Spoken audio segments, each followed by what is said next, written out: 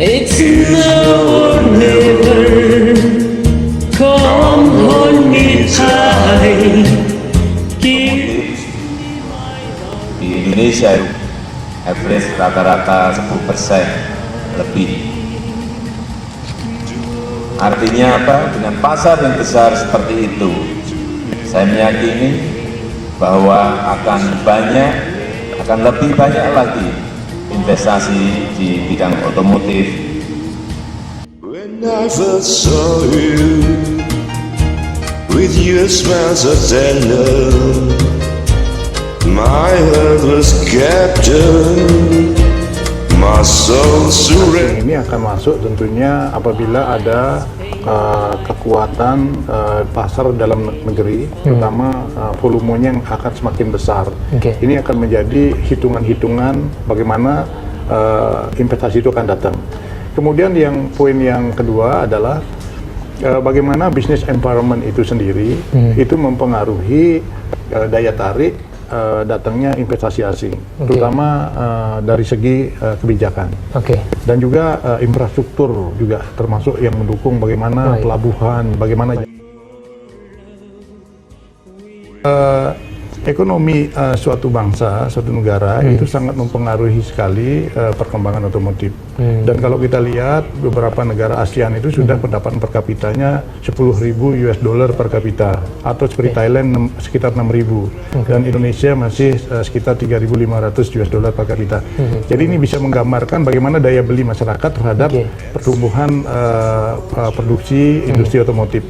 Dan sebenarnya ini dengan tadi bagaimana kita menggiatkan ke daerah-daerah, ini menjadi suatu gerakan sebenarnya untuk menumbuhkan industri itu sendiri, untuk membangun industri bukan hanya terpusat, tapi bisa ke daerah. Dan apalagi belakangan ini kalau kita lihat secara perspektif otomotif, pemerintah mempunyai beberapa program ya, seperti tadi ada LCGC untuk segmen tertentu, kemudian ada LCEV nantinya juga untuk segmen tertentu dengan kendaraan hybrid atau biofuel gas dan lain sebagainya. Dan nanti juga program Kementerian Perindustrian juga mempunyai suatu kegiatan seperti pengembangan kendaraan pedesaan. Ini juga bagaimana mendorong kegiatan masyarakat petani di pedesaan dengan pertanian, perkebunan, perikanan, peternakan itu bisa menjadi sumber income, sumber industri, dan itu pada akhirnya bisa menggerakkan ekonomi di desa. My love always. Come on. It's now or never. Come hold me tight.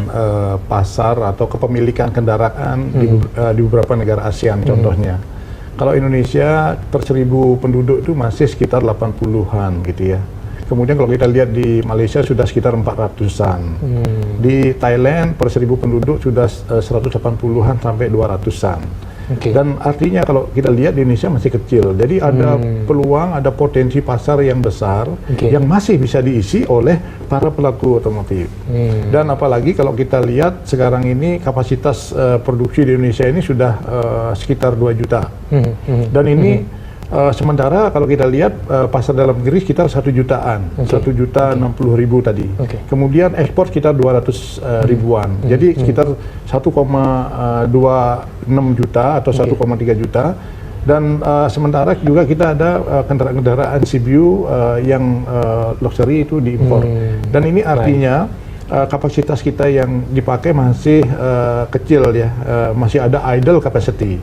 Dan ini menggambarkan bahwa sebenarnya bagaimana kita perlu meningkatkan pasar, bagaimana kita perlu meningkatkan daya beli masyarakat, dan juga bagaimana kita perlu menyebar kepemilikan kendaraan ini dari Pulau Jawa keluar Pulau Jawa.